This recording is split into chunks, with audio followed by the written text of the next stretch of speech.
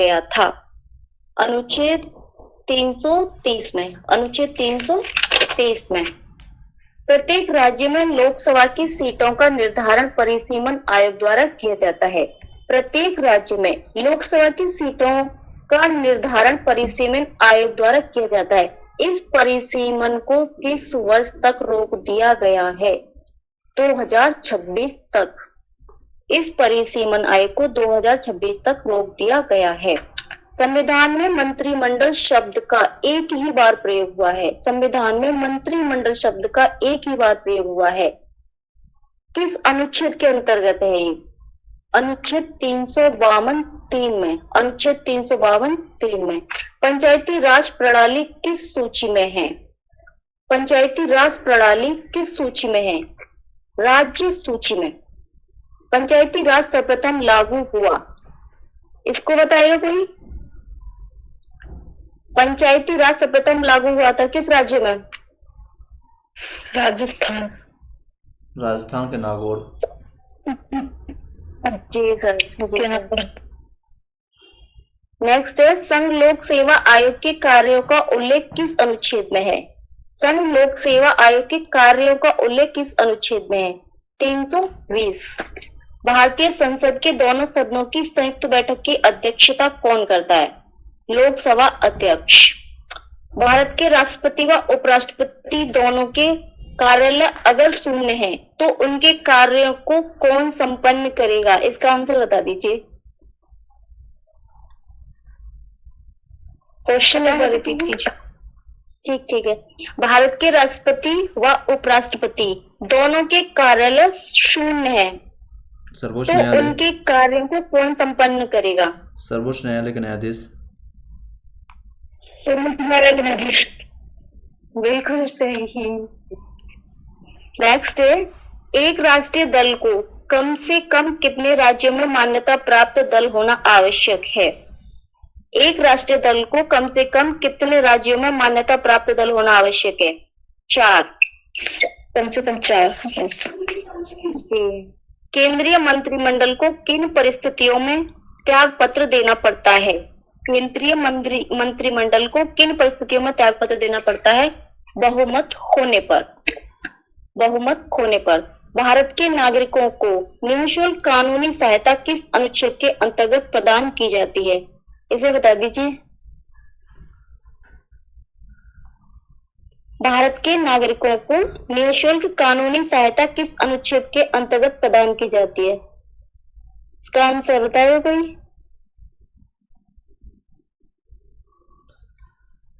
मैं बता देती हूँ, चलो।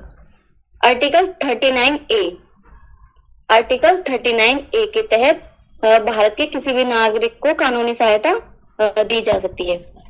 नेक्स्ट है, नागालैंड राज्य किस वर्ष बना? नागालैंड राज्य किस वर्ष बना? 1962 में। भारत के कुछ बोल रहे थे सर? नहीं, वही 62 हम्म 62। यस, ये सर 62।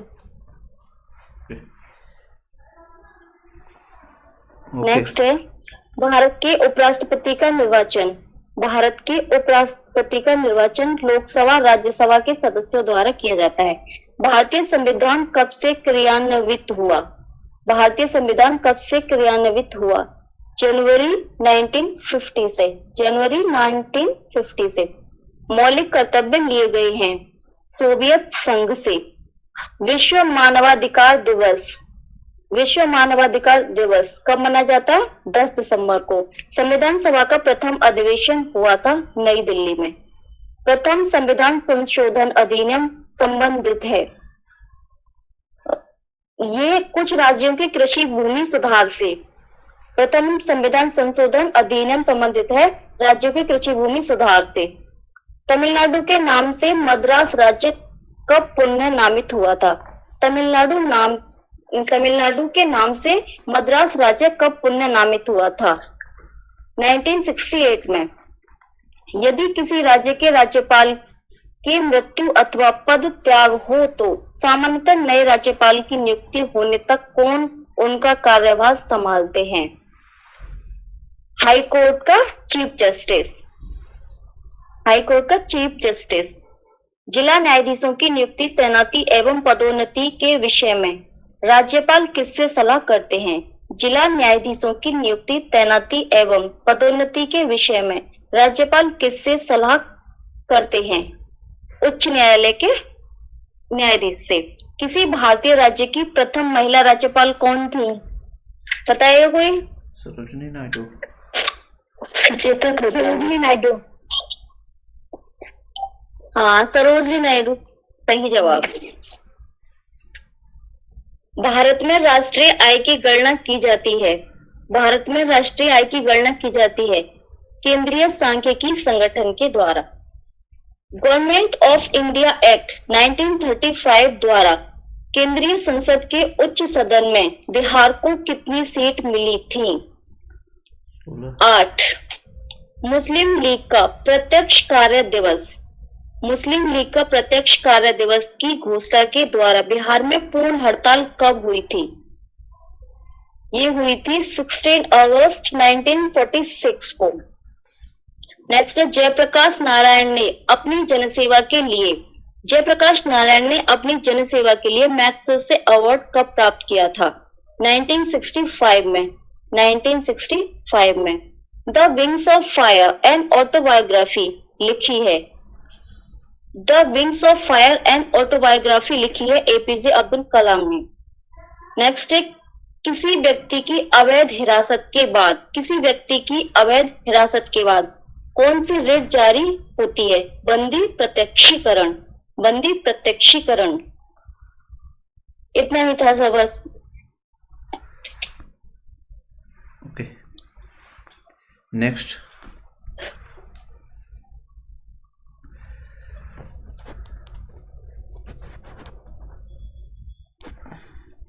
नेक्स्ट, हाँ कराइए। आज आप परिवर्तन और आज आप ही लोग के संभालिए, ठीक है? साढ़े 9 तक करेंगे, उसके बाद आज ड्रॉप कर देंगे। देखिए, हम कल जो छोड़ दिए थे जहाँ से, वहाँ से स्टार्ट करते हैं, ठीक है? आगे का टॉपिक था भौतिक परिवर्तन और रासायनिक परिवर्तन। तो पहला है भौतिक परिवर्तन। भौतिक परिवर्तन वह है जिसमें पदार्थ के कुछ गुणों यानी रंग, रूप आदि में थोड़ा अस्थायी परिवर्तन अवश्य हो जाता है, किंतु उसके मूल संगठन और द्रव्यमान में कोई परिवर्तन नहीं होता है और इस परिवर्तन के फलस्वरूप कोई नया पदार्थ नहीं बनता है, ठीक है? और है रासायनिक परिवर्तन। इसमें रासायनिक परिवर्तन वह पदार्थ है जिसके फलस्वरूप पदार्थ नए पदार्थ में परिवर्तित हो जाता है। रासायनिक परिवर्तन वह परिवर्तन है जिसके फलस्वरूप पदार्थ नए पदार्थ में परिवर्तित हो जाता है, जिसके गुण, संरचना, द्रव्यमान आदि जो है सो मूल पदार्थ से पूर्णतः भिन्न होते हैं और परिवर्तन लाने वाले कारण को हटा लेने पर भी पदार्थ अपनी मूल अवस्था में नहीं आता है। इसका भौतिक परिवर्तन का एग्जाम्पल था नमक का जल में विलयन, विद्युत बल्ब से प्रकाश का उत्सर्जन। और रासायनिक परिवर्तन का उदाहरण है लोहे में जंग लगना, कोयले का जलना, लोहे और गंधक के मिश्रण को गर्म करना और शरीर में भोजन का पचना। ये सब जो है सो रासायनिक परिवर्तन का कारण है। भौतिक परिवर्तन और रासायनिक परिवर्तन में कुछ अंतर है। पहला है, इसमें पदार्थ के मौलिक गुणों में कोई परिवर्तन नहीं होता है। रासायनिक परिवर्तन में है मूल पदार्थ के गुण पूर्णतः बदल जाते हैं। भौतिक परिवर्तन में कोई नया पदार्थ नहीं बनता। रासायनिक परिवर्तन में नया पदार्थ अवश्य बनता है। भौतिक परिवर्तन में यह परिवर्तन अस्थायी होता है और रासायनिक परिवर्तन में यह परिवर्तन अस्थायी होता है। यानी कि अस्थायी मतलब कुछ देर बाद फिर से वही पदार्थ बन जाता है, उसी टाइप बन जाता है भौतिक में। चौथा है, भौतिक परिवर्तन में पदार्थ की भौतिक अवस्था या उसके कुछ भौतिक गुण यानी रंग, रूप आदि बदल जाते हैं, जबकि रासायनिक परिवर्तन में पदार्थ की भौतिक और रासायनिक गुण दोनों ही बदल जाते हैं। पांचवा है भौतिक परिवर्तन में ऊष्मा परिवर्तन हो भी सकता है या नहीं भी हो सकता है, जबकि रासायनिक परिवर्तन में ऊष्मा परिवर्तन अवश्य होता है। भौतिक परिवर्तन में पदार्थ के द्रव्यमान में कोई परिवर्तन नहीं होता, जबकि रासायनिक परिवर्तन में पदार्थ का द्रव्यमान परिवर्तित हो जाता है। अगला है विलयन के बारे में कि विलयन क्या है। विलयन जो है सो वास्तविक विलयन, निलंबन और कोलाइड, इसके अंदर हम लोग पढ़ेंगे। दो या दो से अधिक पदार्थों के मिश्रण विलयन, निलंबन या कोलाइड हो सकता है। विलयन दो या अधिक पदार्थों का समान मिश्रण विलयन कहलाता है। दो या अधिक पदार्थों का समान मिश्रण विलयन कहलाता है। विलयन के पदार्थों के बीच रासायनिक संयोग नहीं होता है। सामान्यतः किसी पदार्थ को किसी विलायक में घुलाने पर विलयन बनता है। उदाहरण के लिए नमक को जल में घुलाने पर जल में नमक का विलयन प्राप्त होता है।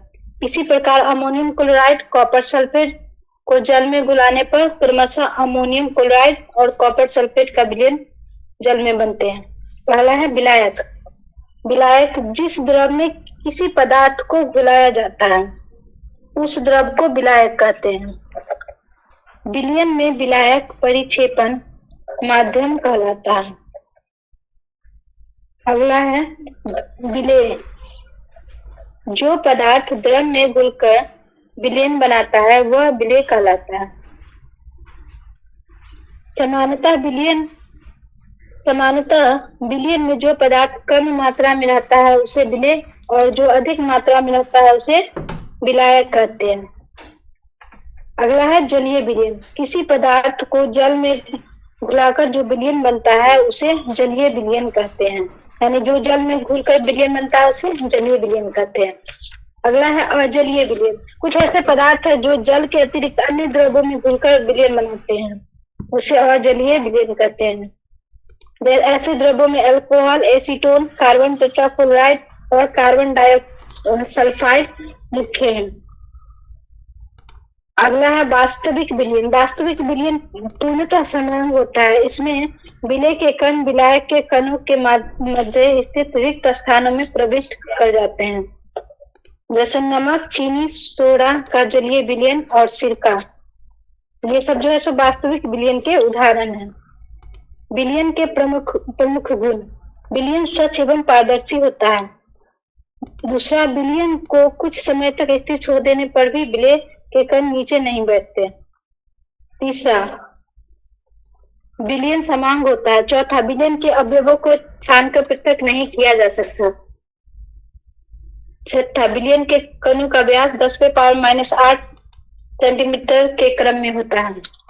विलयन के प्रकार। विलयन दो प्रकार के होते हैं, असंतृप्त विलयन और संतृप्त विलयन। पहला, असंतृप्त विलयन। किसी निश्चित ताप पर बना हुआ विलयन जिसमें विलेय की और अधिक मात्रा उस ताप पर घुलाई जा सकती है, असंतृप्त विलयन कहलाता है। असंतृप्त विलयन किसी निश्चित ताप पर बना हुआ विलयन जिसमें विलेय की और अधिक मात्रा उस ताप पर घुलाई जा सकती है, असंतृप्त विलयन कहलाता है। अगला है संतृप्त विलयन। किसी निश्चित ताप पर बना वह विलयन जिसमें विलेय की अधिकतम मात्रा घुली हो, संतृप्त विलयन कहलाता है। संतृप्त विलयन किसी निश्चित ताप पर बना वह विलयन जिसमें विलेय की अधिकतम मात्रा घुली हो, संतृप्त विलयन कहलाता है। इसके अलावा एक और होता है अति संतृप्त विलयन। वह संतृप्त विलयन जिसमें विलेय की मात्रा उस विलयन को संतृप्त करने के लिए आवश्यक विलेय की मात्रा से अधिक घुली हुई हो, अति संतृप्त विलयन कहलाता है। वह संतृप्त विलयन जिसमें विलेय की मात्रा उस विलयन को संतृप्त करने के लिए आवश्यक विलेय की मात्रा से अधिक घुली हो, अति संतृप्त विलयन कहलाता है। अति संतृप्त विलयन की पहचान। पहला है इस विलयन को कांच की छड़ से चलाने पर या पात्र को कांच की छड़ से खुरोचने पर विलेय के रवे पृथक होने लगते हैं। दूसरा, इस विलयन में बाहर से विलेय का एक छोटा टुकड़ा डाल देने पर वह विलयन के अतिरिक्त विलेय में डबे पृथक हो जाते हैं। अगला एक पॉइंट है विलेयता। विलेयता क्या है? एक निश्चित ताप और दाब पर 100 ग्राम विलायक में किसी विलेय की घुलने वाली अधिकतम मात्रा जो विलयन को संतृप्त कर दे, उस ताप और दाब पर उस विलायक में विलेयता कहलाती है। एक निश्चित ताप और दाब पर 100 ग्राम विलायक में किसी विलेय की घुलने वाली अधिकतम मात्रा जो विलयन के संतृप्त कर दे, उस ताप और दाब पर उस विलायक में विलेयता कहलाती है। विलेय की विलेयता बराबर होता है विलेय की मात्रा बटा विलायक की मात्रा गुने 100, यानी स्मॉल w बटा कैपिटल W गुने 100। अगला है निलंबन। निलंबन क्या है? निलंबन एक विषमांग पदार्थ है जिसमें किसी ठोस पदार्थ के छोटे छोटे कण द्रव या गैस में घुलते नहीं, बल्कि संपूर्ण द्रव या गैस में निलंबित स्थिति में रहते हैं। उदाहरण के लिए कीचड़, बालू और खड़िया के कण जल में निलंबित रहते हैं, अतः कीचड़ युक्त जल, वायु एवं जल का मिश्रण, खड़िया एवं जल के मिश्रण आदि निलंबन के उदाहरण हैं। निलंबन क्या है? यह एक विषमांग पदार्थ है जिसमें किसी ठोस के पदार्थ के छोटे छोटे कण द्रव या गैस में नहीं घुलते हैं। एग्जाम्पल में जैसे कीचड़ युक्त जल, बालू एवं जल का मिश्रण, खड़िया एवं जल जो मिश्रित नहीं होते हैं। विलयन के गुण, यह एक विषमांग मिश्रण है। दूसरा, इसमें ठोस कण काफी बड़े होते हैं जिसलिए नग्न आंखों से या माइक्रोस्कोप की सहायता से आसानी से देखा जा सकता है। तीसरा, ठोस के निलंबित कण छन्ना पात्र को पार नहीं कर सकते हैं। निलंबित ठोस के कणों का व्यास 10 पे पावर माइनस 5 सेंटीमीटर या इससे अधिक होता है। अगला है कोलाइड। कोलाइड विलयन की वह अवस्था है जिसमें विलेय के कणों का आकार वास्तविक विलयन या निलंबन में उपस्थित कणों के आकार के मध्यवर्ती होता है। एग्जाम्पल के लिए दूध, स्याही, रक्त, टूथपेस्ट, स्टार्च का विलयन, धूल कण युक्त वायु, बादल, कुहासा, धुआं और जेली कोलाइडी या कोलाइडी विलयन इसके उदाहरण है। तो समझ में आ गया। पहला है निलंबन। निलंबन जो था सो बालू और खड़िया का घोल ऐसा निलंबन का एग्जाम्पल है। बालू एवं जल का मिश्रण निलंबन का उदाहरण है। और कोलाइड का उदाहरण हो गया दूध, स्याही, रक्त, टूथपेस्ट, स्टार्च का विलयन इत्यादि। ठीक है। कोलाइडी के गुण, विषमांग कोलाइडी के प्रमुख गुण है। पहला है विषमांग मिश्रण, कोलाइडी विलयन विषमांग होता है। दूसरा, छानना क्रिया। तीसरा, अस्थायित्व। अस्थायित्व मतलब कोलाइडी के कण बहुत अस्थायी होते हैं। कोलाइड को स्थिर छोड़ देने पर उसके कण नीचे नहीं बैठते। जैसे दूध को अगर बहुत देर तक छोड़ दिया जाएगा तो उसका कण नीचे नहीं बैठेगा, जबकि अगर बालू को जल में छोड़ दिया जाएगा तो बालू नीचे बैठ जाता है।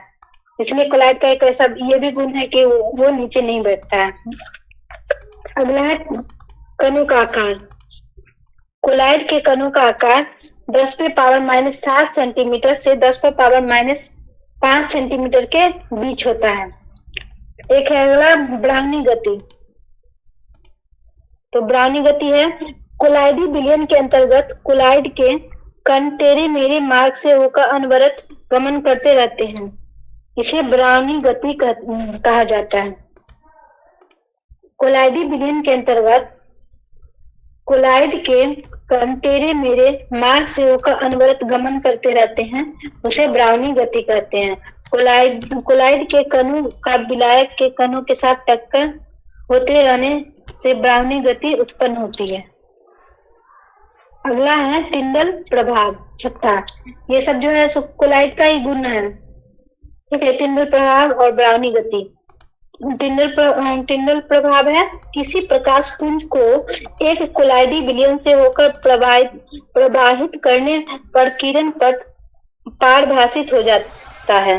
इसका कारण यह है कि कोलाइड के कण प्रकाश का प्रकीर्णन कर देते हैं।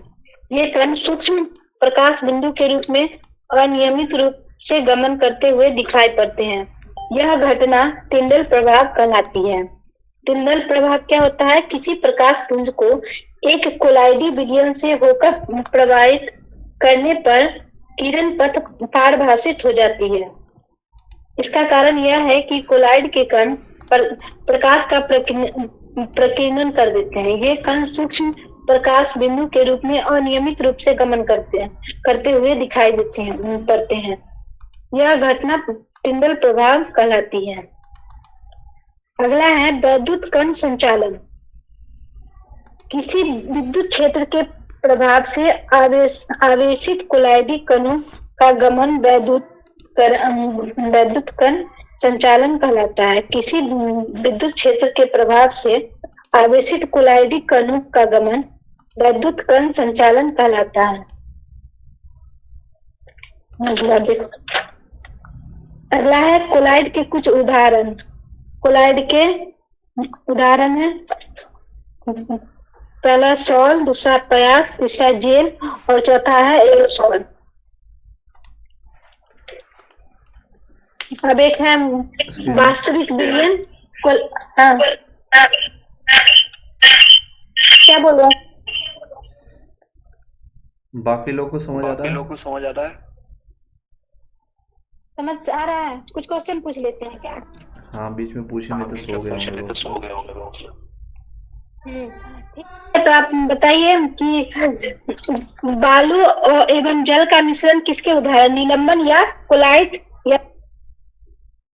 या वास्तविक विलयन? कोलाइड। बालू एवं जल का मिश्रण। देखिए निलंबन जो है सो वो है जिसमें जो दोनों पदार्थ है एक बैठ जाते हैं, पानी थोड़ी देर उसको रखे रहेंगे तो उसमें बैठ जाता है तल में, तो वो निलंबन है। ठीक है। कोलाइड क्या होता है कि जिसको बहुत देर तक रखे रहेंगे फिर भी उसका जो विलयन है सो नहीं बैठता है नीचे। अब बताइए बालू एवं जल का मिश्रण क्या है? निलंबन है या कोलाइड? निलंबन। सही है। दूध है सो निलंबन है या कोलाइड? कोलाइड। रक्त क्या है? रक्त कोलाइड विलयन। हाँ सही है। टूथपेस्ट क्या है? Toothpaste colloid. ये भी कोलाइड है। और ये कीचड़ युक्त जल? निलंबन। खड़िया एवं जल? निलंबन। सही है। ठीक है, छोड़ दे क्या हम? और कहाँ चले गए? यही है। आगे है तीनों का एक तीनों का गुण है एक साथ। बोल दे क्या? छोड़ दे, बोल लेते हैं। ठीक है। देखिए वास्तविक विलयन, कोलाइडी विलयन और निलंबन, ये तीनों है सो तीनों को कंपेयर किया गया है। पहला है कि वास्तविक विलयन संगठन समांग होता है, कोलाइडी विलयन का संगठन विषमांग होता है और निलंबन का संगठन भी विषमांग होता है। वास्तविक विलयन का जो आकार होता है, इसके कणों का आकार यानी व्यास इसका 10⁻⁻8 सेंटीमीटर होता है। वास्तविक विलयन का व्यास 10⁻⁻8 सेंटीमीटर होता है। कोलाइडी विलयन का व्यास जो है सो उसके कणों का व्यास 10⁻⁻5 सेंटीमीटर होता है कोलाइडी विलयन का। और वास्तविक विलयन का है 10⁻⁸ और निलंबन का जो व्यास होता है इसके कणों का व्यास 10⁻⁻5 सेंटीमीटर होता है। फिर से बोल देते हैं, वास्तविक विलयन के कणों का आकार 10⁻⁻8 सेंटीमीटर होता है। कोलाइडी विलयन के कणों का व्यास 10⁻⁷ सेंटीमीटर से 10⁻⁻5 सेंटीमीटर होता है। 10⁻7 सेंटीमीटर से 10⁻⁻5 सेंटीमीटर होता है ये कोलाइडी विलयन का। कोलाइडी विलयन के व्यास का आकार 10⁻⁷ सेंटीमीटर से 10⁻⁻5 सेंटीमीटर होता है और निलंबन का आकार व्यास होता है 10⁻⁻5 सेंटीमीटर। चलिए ठीक है। अगला है ये वास्तविक विलयन जो है सो प्रकाश का प्रकीर्णन नहीं करते हैं, अतः इसमें टिंडल प्रभाव नहीं प्रदर्शित करते हैं। ठीक है। वास्तविक विलयन में टिंडल प्रभाव नहीं होता है। दूसरा है कोलाइडी विलयन में है सो प्रकाश का प्रकीर्णन करके टिंडल प्रभाव बनता है। कोलाइडी विलयन में टिंडल प्रभाव होता है। और निलंबन जो है इसमें टिंडल प्रभाव नहीं होते, यानी कि वास्तविक विलयन और निलंबन में टिंडल प्रभाव नहीं होते हैं और कोलाइडी विलयन में टिंडल प्रभाव होते हैं। ठीक है, तो वास्तविक विलयन में ब्राउनी गति नहीं होते हैं और ब्राउनी गति कहाँ दिखते हैं, तो कोलाइडी विलयन में, और निलंबन में भी ब्राउनी गति नहीं होते हैं। तो वास्तविक विलयन में ब्राउनी गति भी नहीं होते और टिंडल प्रभाव भी नहीं होता है, निलंबन में भी टिंडल प्रभाव और ब्राउनी गति नहीं होते हैं, और कोलाइडी विलयन में टिंडल प्रभाव और ब्राउनी गति दोनों ही होते हैं। अगला है वास्तविक विलयन पारदर्शी होता है। वास्तविक विलयन जो है पारदर्शी, इस पार से उस पार दिखाई देने वाला होता है, यानी शरबत हो या नमक और पानी का घोल हो, ये सब जो है वास्तविक विलयन का उदाहरण है। तो ये पारदर्शी होता है, इस पार से उस पार दिखता है। और अर्ध पारदर्शी होता है कोलाइडी विलयन, अर्ध पारदर्शी होता है कोलाइडी विलयन, और अर्ध पारदर्शी या पारभासी होते हैं ये निलंबन।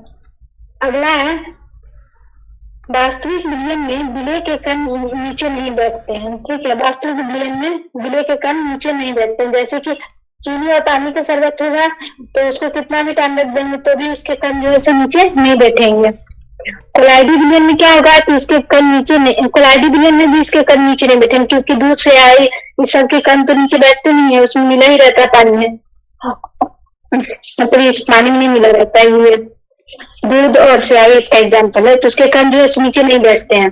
और निलंबन जो है सो ठोस कण नीचे बैठ जाते हैं, जैसे कि बालू और जल का घोल हुआ तो निलंबन में उसके ठोस बालू में से नीचे बैठ जाएगा। ठीक है, तो ये चैप्टर खत्म हो गया है पदार्थ का वर्गीकरण। इसका ही क्वेश्चन है, कल कुछ पूछ लिए वही सब क्वेश्चन है, इसमें 12 क्वेश्चन है, 13 क्वेश्चन है, पूछ लेते हैं। ठीक है, हम क्वेश्चन पूछ रहे हैं, निम्नलिखित में से तत्व हैं पीतल या आर्सेनिक? आर्सेनिक सही है। दूसरा है निम्नलिखित में कौन तत्व नहीं है? ऑक्सीजन और कागज।